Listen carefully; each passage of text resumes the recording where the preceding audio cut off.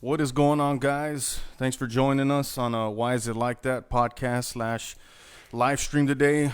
We're going to be doing it every Tuesday, somewhere around 8 to 8:30, depending on where we get everything started.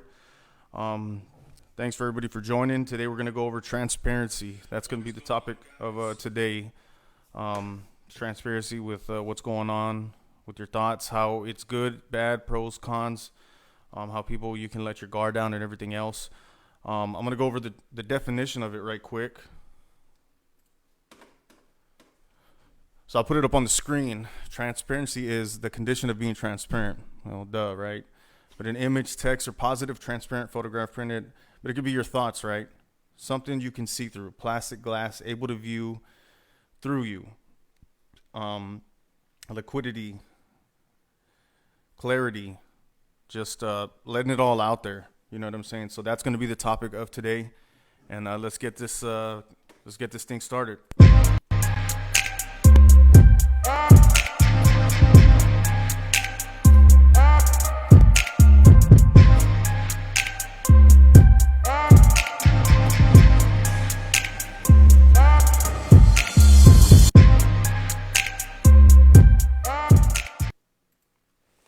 As always, it's me, Trey Trevino, and then I got the other host, Heath Garcia, What's going on? and I'm going to let him take it from here. Hey, so as usual, I would like to start out with a moment of silence for all the soldiers, sailors, airmen, and Marines in harm's way right now, downrange, who have given their lives, the family members who have also lost a loved one or been going through times like these. So let's take a second.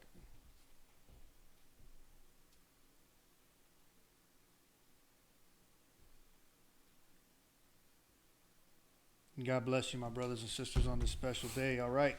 So I want to give a shout out to Helping Hand South Whidbey. They're a Christian-based charity, and they provide immediate financial assistance by the way of grants for various methods of assistance, i.e. electrical bills, mortgage, rent, things like that. For families in hardships, this is a great opportunity. And yes, you have to qualify. You can go to South Whidbey or helpinghandofsouthwhidbey.org. Again, they are a grant-based charity, so they will give you a grant in times of hardship as long as you qualify, and they are put together by some Christian churches out towards the end of the island here. So big shout-out to them. Thank you for helping those in need. Obviously, financial burdens are not something that people would like to go through. And for one, I know that those can be some of the most trying times, especially when you deal with mental health issues, post-traumatic stress, anxieties, depression, things like that. That can only add on to the top of the cake. So if you're suffering from that, go ahead, reach out and apply. Check them out. So we're going to be talking about transparency. All right. So I guess the tone setter for this one would be probably a moment of transparency for me. So I went on various deployments, two to Iraq, one to Afghanistan. I think the moment of transparency didn't come until actually 2017. I had to be transparent to the fact of that I wasn't okay. I mean, I had to kind of, as a chief in the Navy, you're there to pretty much take care of your troops, and you got to set that tone. You got to make sure that everything's okay in house, and in order to portray that image to your junior personnel and your sailors to make a good impression and to set the good, like I said, a good example for them so they can follow on and follow that leadership. But the thing is when we go through this stuff, right? I was fooling myself. Everybody knows that, especially when it comes to PTSD and things like that. You can't hide the symptoms. We already talked about triggers and things like that. So I get triggered very regularly. I get triggered at the house. I try not to bring work home, but that obviously bled through. And everything just started meshing and clashing together, And all of a sudden I found myself in this whirlwind of being like two different people. And the moment of transparency came to me when I was sitting at a table, and I had some other chiefs on the other side, and they were trying to get into my head, and they were saying, "Hey, what's going on with you?" And the breakdown that I had there in front of him, was just it was, to me, it was shameful at the sense, but in another sense it took the shackles off. It helped me get that stress out onto the table and let these guys know this is what I'm dealing with. PJ, I mean, you have some kind of moment of transparency that kicked in on you? Well, I mean, like most of us, I like to hold stuff in. I don't want nobody to know nothing about me. If I do something stupid, what I usually do is lock myself in my house, keep to myself, and make sure I don't run into those people for months on end, until it just kind of fades away and we don't have to deal with it. And like me, with drinking, I do something stupid and I just stay away.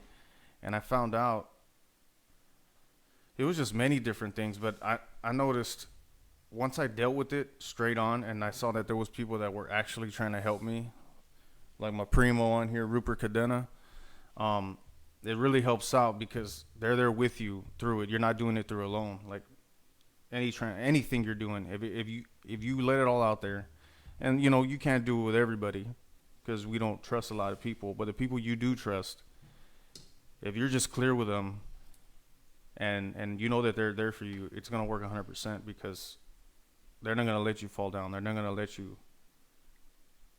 go to one side. It's somebody you can actually turn to, and they'll look at you without bias because you're giving it all to them, the whole transparency thing, and it works out.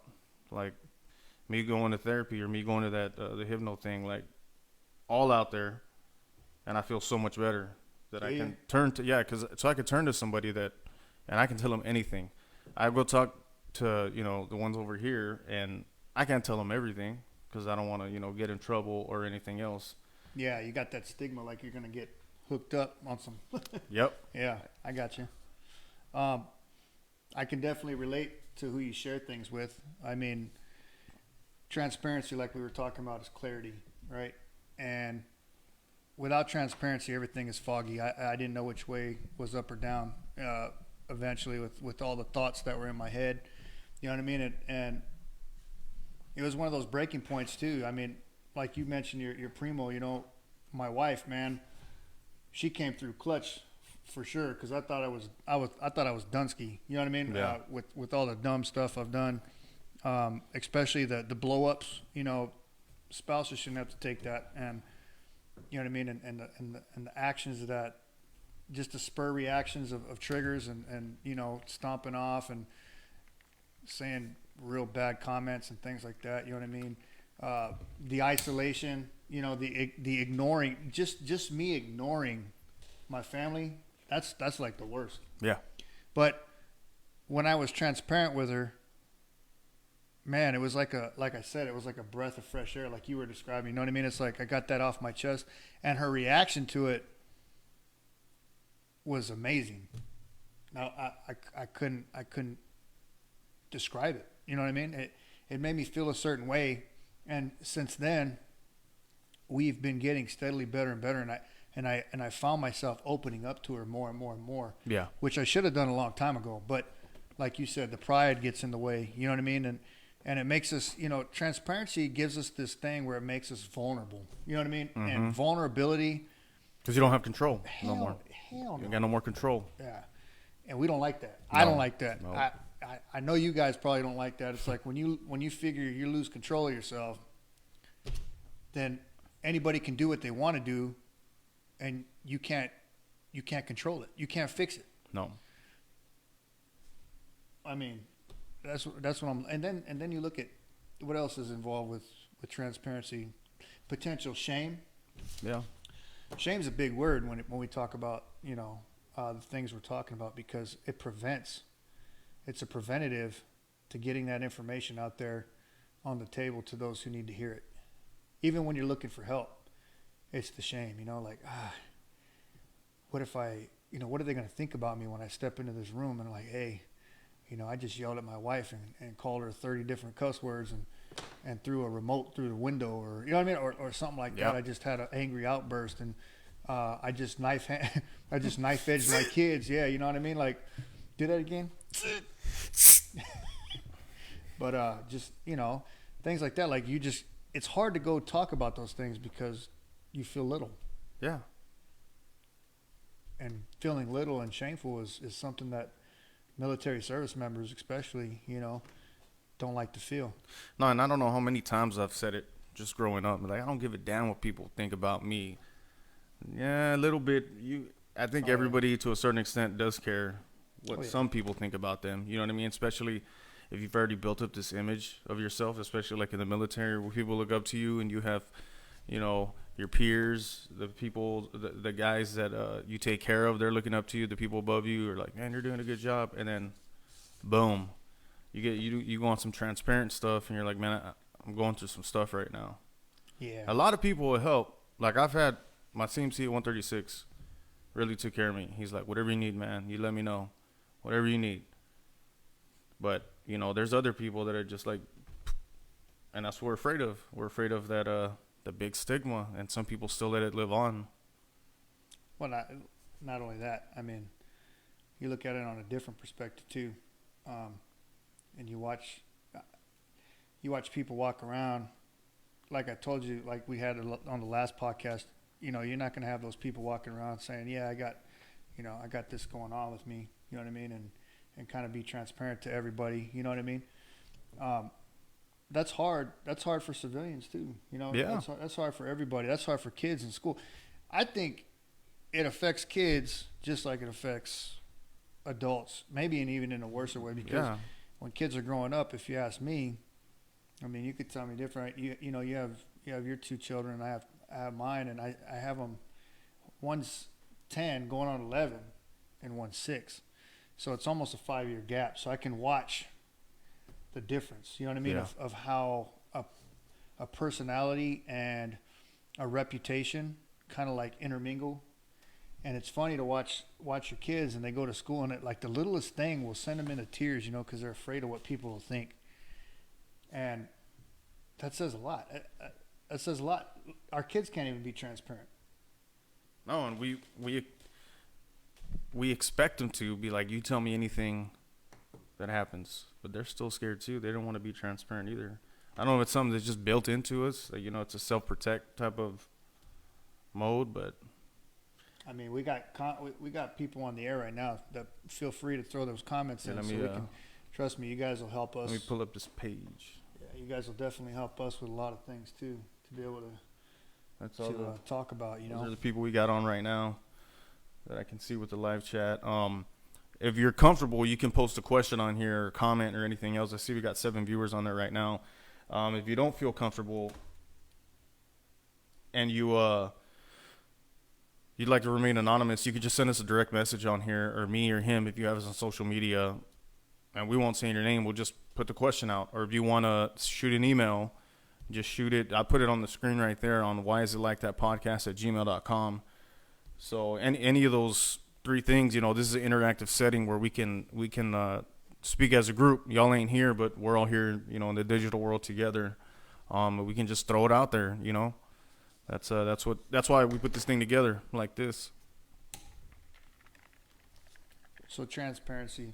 So let's talk about first how it impacts us negatively, and then we can look at positive benefits, right? So, BJ, how does it impact you positively? Well, like we said earlier, it really brings a big weight off of me. It's not easy by any means at all. It's one of the hardest things to just let your heart out there. But I feel like it was pretty awesome to just let it out. It made me feel good. I didn't have this thing on me all the time. Like, oh, I'm this person who takes medicine and I got stuff wrong with me in my head. And I go through things like everybody else, but I like to drink a lot to numb the pain, and because I like it. It wasn't easy to put those things out there and say stuff like that, but it did feel good afterwards whenever I've talked to somebody and just let it all out there. For me, right, it's so it opens us up as people to help and advice. That's the thought that came over my head immediately, because when you're transparent, your heart's open and your mind's open because you're sharing this information with people, right? Especially your kindred spirits or your loved ones. You know what I mean? Because you're going to share this information with somebody that's closely with you as a deep friendship or an intimate partner. You're not just going to share this information with anybody on the street. No. It's not going to happen. But it definitely offers and opens up help and advice from those that care about you the most. And the amazing thing about it is it shows you that everybody is just like you, Yes. vulnerable and weak. Yes. And they understand. That's the key thing. They understand you. And I think that when it comes to PTSD, depression, anxiety, anything like that, correct me if I'm wrong, but understanding is the most critical element that we need to know. Because if you understand where I'm coming from, bro, right, and you can relate to me in just a little bit, That's all it takes. right, for me to get help, and it could save my life. Yes. That's what I'm feeling. Yeah, because if you can get on somebody's level and you see somebody that's pretty much been through the same thing as you, not every single little detail or instance or whatever, but in your mind, the same fight in your mind, and if you can level with somebody that has went through it and still going through it today, and they're like, look, man, it's hard, but this is what I had to do, I'm going to listen to that person versus somebody outside that that are not going through any of that, and they're like, you need help. You need to go get some help. You need to go talk to somebody. Like, man, you don't know what I'm going through. If I talk to somebody that, oh shit, they really are going through something, or they have, I'm going to listen to that person, and I'm going to want to talk to them because I can finally open up to that person like they just opened up with me. Yeah. So Valerin Garcia said, definitely believe that PTSD will somehow create the illusion of transparency. Anxiety can cause a person to fly under the radar when really you're not. Boom. Boom. I don't have my sound effects board right now. That's deep. Yeah, it's true. It is. And through transparency too, it gives you a sense of peace and self-reflection. Well, I know I can speak on that, the anxiety piece, because I probably deal with that more than I do with other stuff. But it makes you think like you're flying under the radar. Like I said, I just lock myself away. Might hate going to the next or to the commissary because I know I'm going to run into somebody and then they're going to want to start talking and everything else. Yep. And I go in and out, boom, and you still end up seeing somebody. And you're like, oh, okay, what's up, bro? Boom, and I'm gone. And it's like Val was saying, you think you're flying under the radar, but really you're not, because then they see something, right? Something's going on. You don't usually just bust out like that as usual. Usually he'll talk to me or something. And people have noticed. Oh yeah. At least with me. It's like you're walking around, like you said, you know, and you can run into somebody, and I do it all the time. You know, I'm a straight guilt fiend when it comes to this, but you know, it could be not only running into somebody, it can also be like contact, man, because you know I'm very bad at keeping contact on the phone, text messages, you know, just in general. Like, you know, my best friend in Chicago, that dude probably he probably gets mad at me more than he talk. I'm being honest, because he can hit me up and it'll be like, you know, legit like a week before I get back to him. And sometimes it's out of guilt, like, man, I haven't talked to this dude in forever. You know what I mean? And I don't want to talk to him now because I don't want to deal with that conflict. You know what I mean? I got enough conflict going on. And like you said, you try to push these things off and try to escape it, right? Like you're flying under the radar, but it's actually like you're walking around and you turn your back, right? And it's like, hey, look at me. I'm an idiot. I got, you know what I mean? I got all these issues. It's like on, like, and they could read it right off your face. Like, y'all remember that, playing Super Mario and you see the ghost? Yeah. And you walk and it ain't doing nothing. And then once you look away, it starts chasing after you like that. Yeah. Yep. Like that. Got 5 viewers. So Val said again, can you agree that transparency is fueled by trust? Yeah, I can. And the only reason why I know that is because she's the one who showed me that. Oh, yeah. That was hard, man. That was hard. You got to actually You got to actually fully trust somebody to be transparent. You know what I mean? And you got to, it's not only just trust that they're not going to judge you about what you're talking about, it's also trust that they're going to make the decision that benefits both you and that person. You know what I'm saying? Like for the longest, I didn't want to be transparent with my wife about a lot of things, especially my childhood stuff, like the childhood, you know, the sexual trauma I endured or stuff like that, or even the, you know, just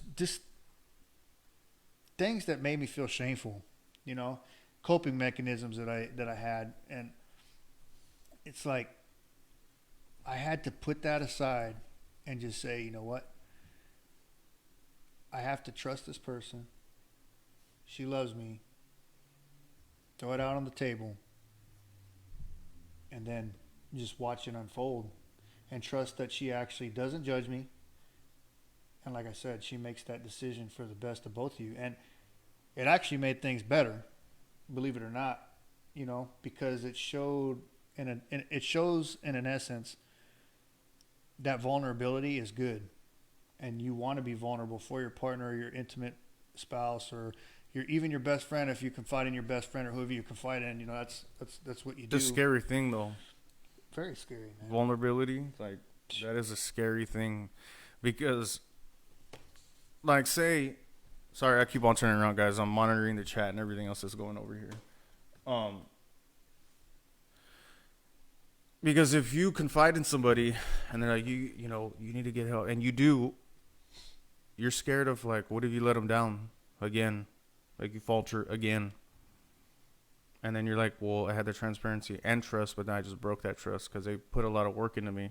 Then I fail. And it goes back into that cycle. The one Val was talking about at the class the other day, like, you just... Repetitive. You get stuck. Yeah. And I've been in that wagon wheel. You know what I mean? And believe me, man, it's hard. It's a hard practice to do. But when you're transparent, I think that we just capitalize on something too. When you're transparent, it holds you accountable. Yep. And with that accountability, you don't want to make that same mistake because it's out there, and you have that clean, fresh go at things. You've been accepted for what you're doing, right? Or what you've done, but that doesn't give you a green card or a pass to go do it again. No. And a lot of us fall victim to that too. Yes. And then it turns into that vicious circle. Because I can at least speak for myself when it comes to alcohol and all this stuff. Like, it's just so easy. Like, I'm doing good. Like, nothing bad's happening. There's no drama. There's no nothing. Everything's going good. And I get comfortable. You know what I mean? I get comfortable. And I'm not looking out for what can happen or anything like that. I'm not looking out, like, if I'm doing all right in my head. I'm just let it flow too much. Like, I like the way my motto is now, it's like just to live day by day. Like, enjoy what you got today and don't worry about what happened before. Be prepared for the future, but don't worry about it to where you're going to make yourself sick.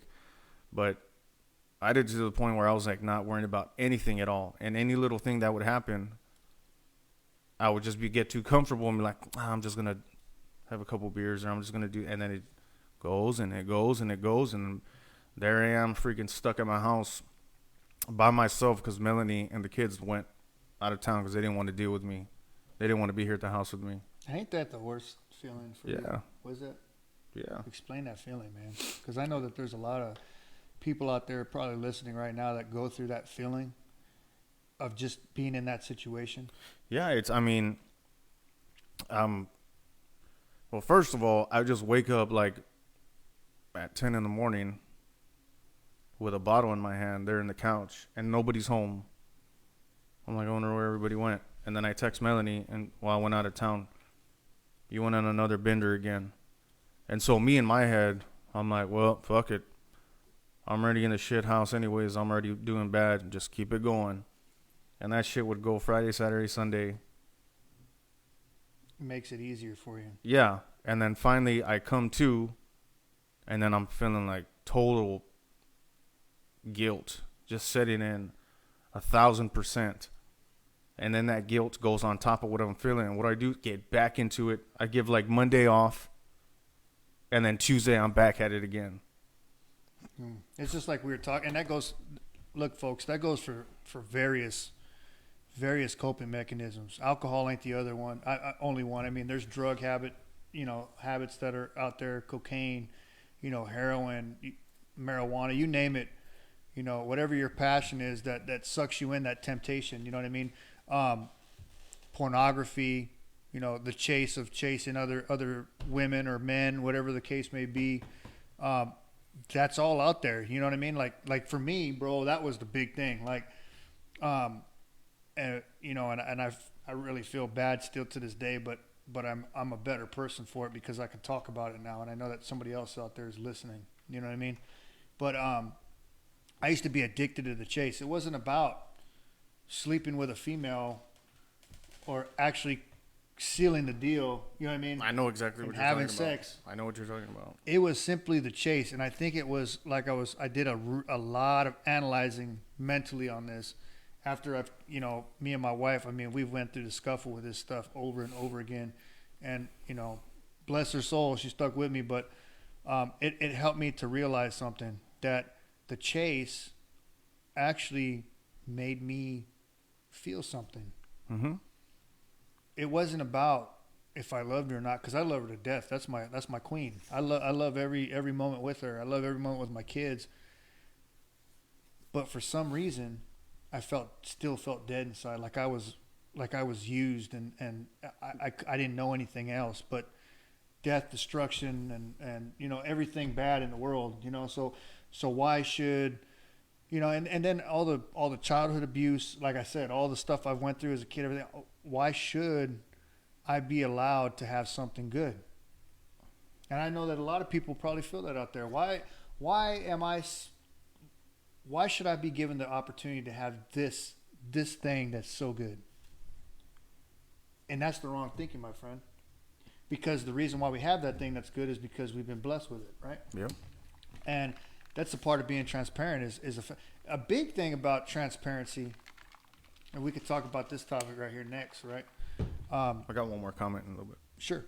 The biggest thing I think about transparency too is it also is a vigilance thing. Now that I know I have PTSD, I went through treatment for it. I've got all these new coping mechanisms for it. You know what I mean? I've done my CPT. I've done all this cognitive processing therapy. I've done this EMDR, right? I know what makes me tick now, my triggers and everything. It's another added vigilance to me to be able to tell my spouse, hey, something ain't right with me right now. I'm going back into a mode. I don't know why. Right? Let me figure it out. And then when I figure it out, guess what? If I'm open about it, she can help me through that. You know what I mean? Maybe it's the screaming, because kids, like when my kids yell and scream, it sets me off. and it's not because it's not because I'm totally impatient or anything like that, or I just can't, no. It's the screaming, and I realized that it was screaming from my deployments, like hearing those screams and hearing those things going on. Yeah. It screws me up. So just something like that, if I could say, hey, something's not right with me, the kids are screaming, and I'm transparent and open with that stuff, your spouse or somebody else, they can step in and intervene and help you. I can't say Melanie knows, because, I can't tell you for sure why it happens with me, but when the kids are just screaming and going off like that, or if I'm somewhere and there's some loud ass people next to me, it just starts making me like get on edge. And if Melanie sees it, she can see it right away with the kids. She's like, hey, y'all need to calm down, your dad's. You know what I mean? Right. Or if we're somewhere, she's like, well, let's go over here. Are you all right? What's going on? She can usually always tell when there's something bothering me. And or I'll just tell her, like, I don't want to be here right now. There's been times where we go out to eat and there's just too loud. There's too much stuff going on. And there's been times where I'm like, we got to go. And I feel like shit because I just ruined a dinner. But I'm like, I don't feel good. I feel like I'm going to throw up. I'm shaking. I'm getting all this. I'm starting to sweat. And then we have to get up and leave. Let me get back to these comments real quick. I had Sheila D. Perkins, not Olsen anymore. She says 100% trust fuels transparency. You're not going to open up to someone you don't trust. That's why it's so important to surround yourself with people that you trust and that have your best interest. That's a deep comment too. Very true. Very true. Mm-hmm. Val said, without trust and transparency, that isolation looks like paradise. Hashtag retreat time. Yup. Boom. It does. That's exactly what it is. It's your like little comfort zone. You know what I mean? Yeah. There's nothing that it's exactly it's crazy. Yeah. My room to myself, close the door, and go to sleep. That's my just get away. I don't want to deal with the world right now. Now, don't get me wrong though. Hold on. Let's talk about this too, because sometimes everybody needs to step back. Yeah. It's not, but when you notice the pattern, this is where that openness comes in, right? Openness equals understanding.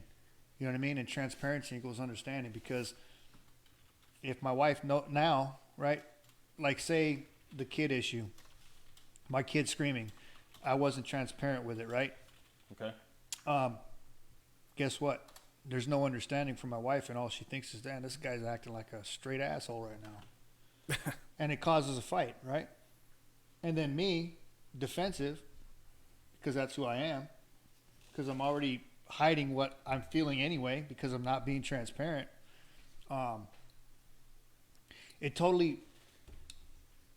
just totally messes everything up. It's not my intention, but that's what's on the table, because that's what I'm portraying. You know what I mean?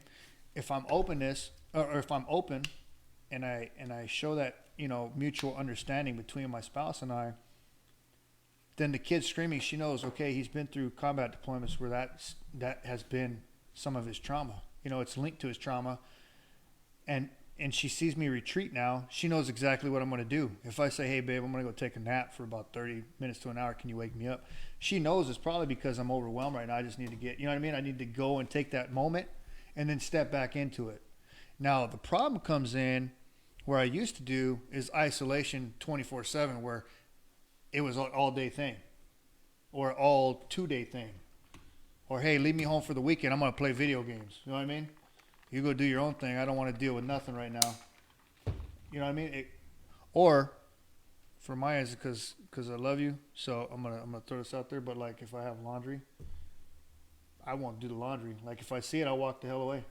You know what I mean? Just because I'm like, the piles, man. You know, it has something to do with stuff I'm not being able to see stuff underneath.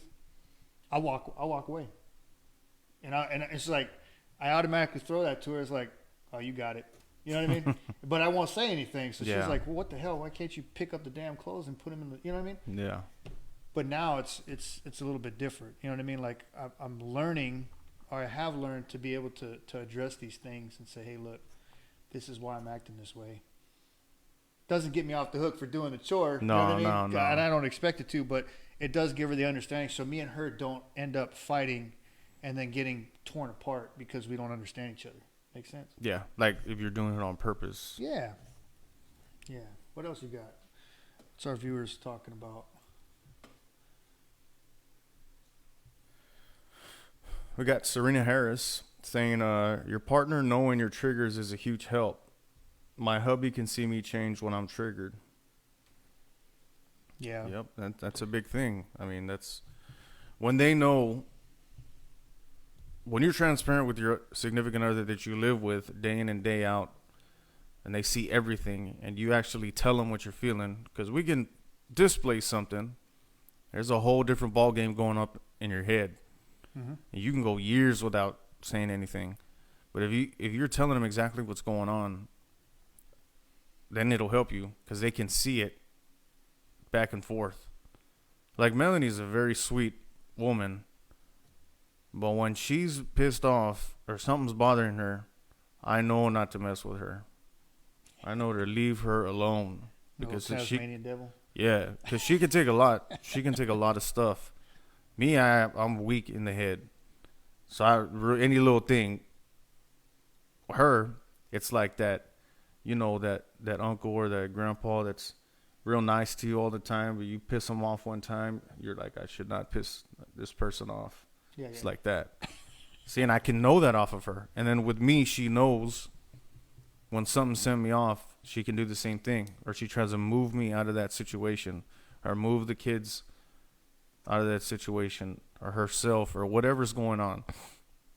So, yeah, I agree with you 100%, Serena. So I'll throw that question back at Serena, too, see if she answers that back. But so your husband knowing your triggers, does your husband also have alternate methods on how they kind of support you during those triggers? Because like I was kind of giving you an example, if the kids are screaming and my wife notices I'm becoming overwhelmed, she'll tell me, hey, why don't you go do this? You know what I mean? She'll kind of hint to me to go do some certain things or get out of the house, or you know what I mean, just to get me out of that situation, so it prevents me from turning south and blowing up or doing something, you know, silly, and B, it just prevents negativity from the family, you know, and it enforces a positive method, not a negative one like seclusion or isolation. But hey, you know, why don't you go and go fishing for an hour, or you know, or go ride your bike, go walk the trail with the dog, something positive to give you some positive energy, you know. What about that, Serena? What do you think? I mean, we know people from LA don't know how to fish, so. Whatever, man.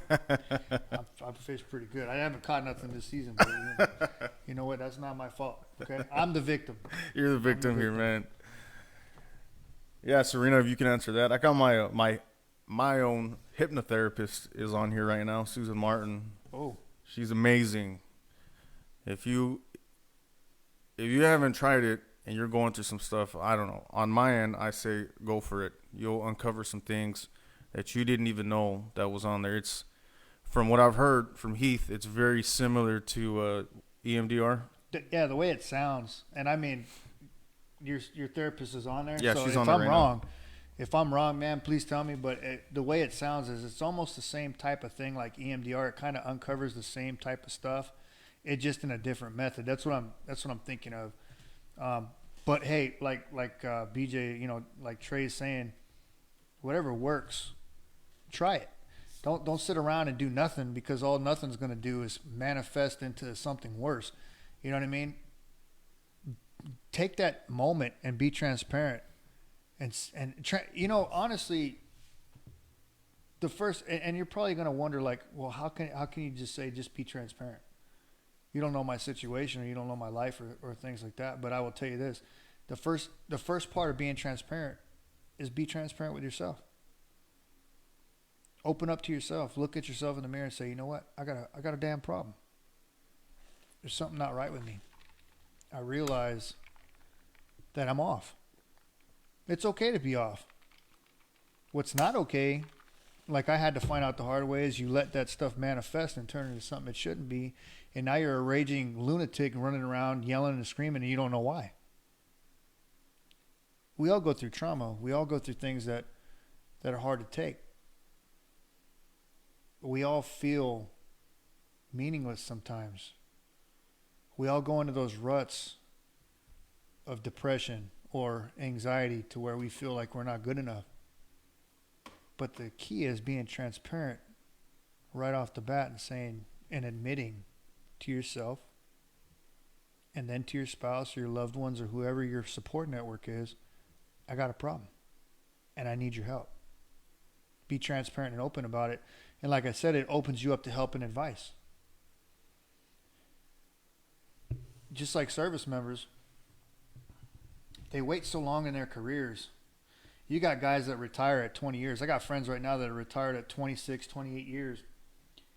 And they get out in their disability rating, you know, and I'm not talking about bucks, so to speak, money, but I'm talking about VA care, you know, just to help the PTSD psychotherapy and things like that are available for veterans. It's unbelievable. I mean, they have stepped up so much to help us, but if you don't admit you have a problem and you're not transparent about it, you're never going to know that, hey, I can go to an inpatient program that the VA will actually fund and pay for, you know, at that time. Or the VA has helplines that I can call and they'll get me into counseling right away. You know what I mean? And they have intensive outpatient treatment groups, things like that can support our network. There's other assets out there that are available, like the Wounded Warrior Project and things like that actually take care of guys that are diagnosed with PTSD. You know, PTSD comes in a vast array of things. It's not just combat. We already determined that. We have car accidents that can cause it, right? Significant impact trauma. You have rape, sexual assault, physical violence, physical assault. You have polytrauma, right? Where we talk about, it's called CPTSD, right? Which is real complicated. If you really think about it, that's what I like to list the C as complicated, because it can deal with whole time periods. Say your whole intensive childhood, just one big beating. That's severe PTSD. You're going to have severe issues as an adult with trust, with anything. But you have to be transparent. You have to open up. You have to talk about these things, and you have to address it right away before it turns into something toxic and ends up killing you. Yep. Serena answered back. She said, he's actually a huge help and helps me more through it.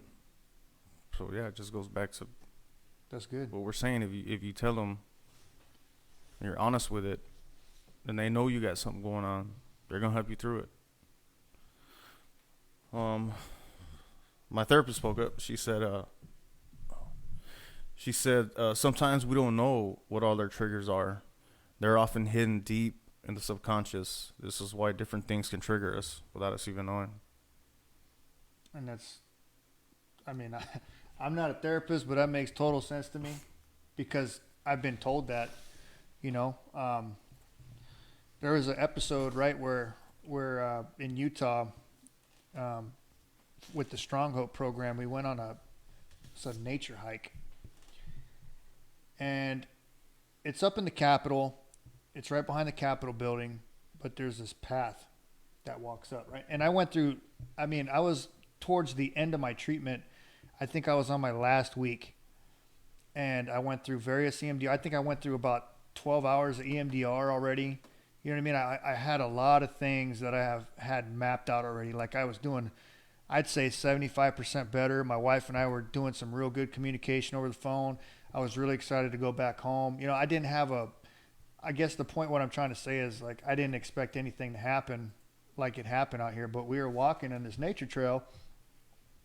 And if you close your eyes, you picture this dirt path, right? And it rounds around, and it goes like there's this wall on the side, and then you see these green shrubs in front, and the path goes right between them. And then when I'm walking, it goes up in some steps between these shrubs, and you look up to the right, and there's a cliff face. And on top of that cliff face, it's just empty. Like, you know what I mean? I locked up right there, and I didn't know why. And I started sweating. My hands were trembling. One of my friends, Mike, came up behind me. Hulk Smash, I hope he's tuning in, and I hope he gets to listen to this podcast. But he stood right behind me, and he even signaled to one of the nurses, like, hey, something's not right. And I immediately panicked. I went into a panic attack, and I left I just walked away from the mountain. And I went and I laid down on this bench, and I was hyperventilating. I kind of calmed myself down, and I just waited until we all left. As soon as I got back, my therapist pulls me in, and she starts talking. I said, yeah, I just broke down. I had a panic attack. I froze up in the middle of a trail. I don't know why. And she EMDR'd me on the spot. She pulled out the paddles. I sat there, closed my eyes. I recounted everything, and bam, just like your therapist was saying, it was a deep, underrooted trigger that was sitting there that I didn't see, that I didn't know. And she uncovered it with the MDR, and I worked it out. And I hope, that I don't have any more crazy episodes like that. But it was all based on an ambush point. It was all based on terrain that I've seen in my career, in a similar situation, and things went south, and